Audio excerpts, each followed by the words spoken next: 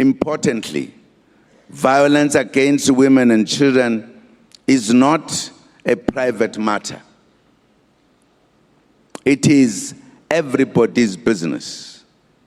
Neighbors must not keep quiet when they see or hear women or children being attacked or abused. Some families take a decision to hide the abuse of children to avoid embarrassment. These incidents must be reported to the police and social workers. Yeah.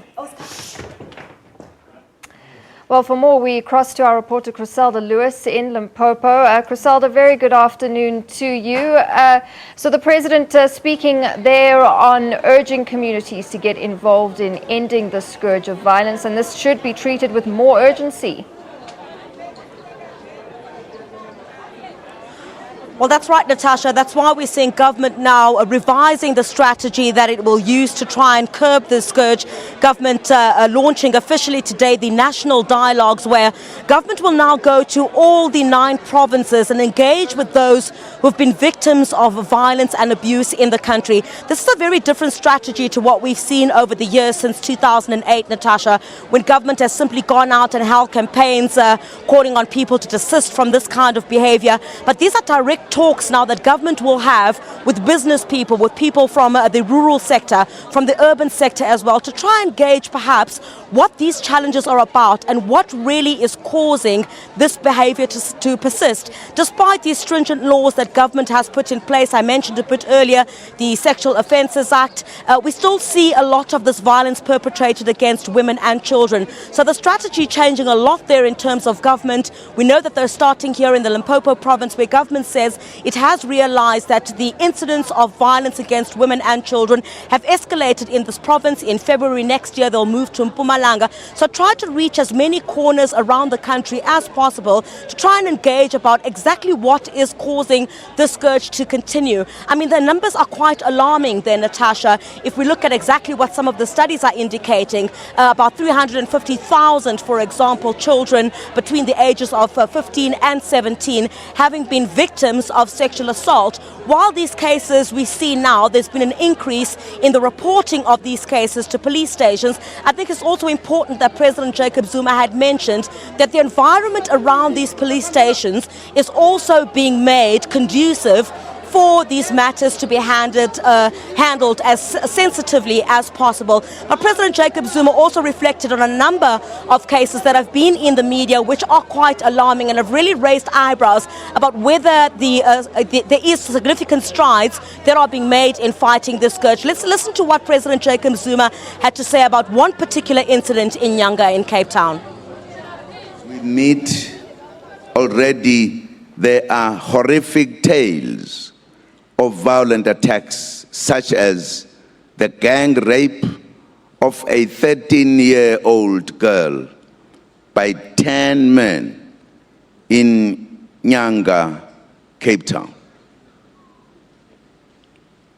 It is beyond comprehension that adult men can inflict such pain on a defenseless child. Other children are sexually molested at home by relatives in some cases.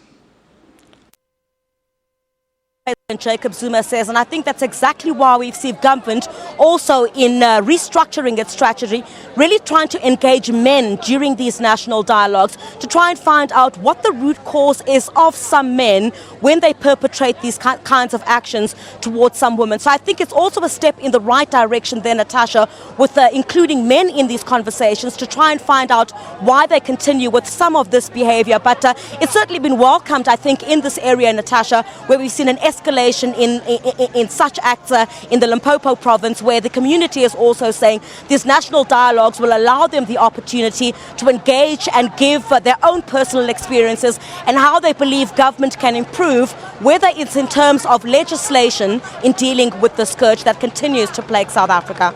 Absolutely. Absolutely, Griselda, because we have a constitution and a law that protects women and girls in society, yet we continue to see such instances, vast instances of violence against women and children.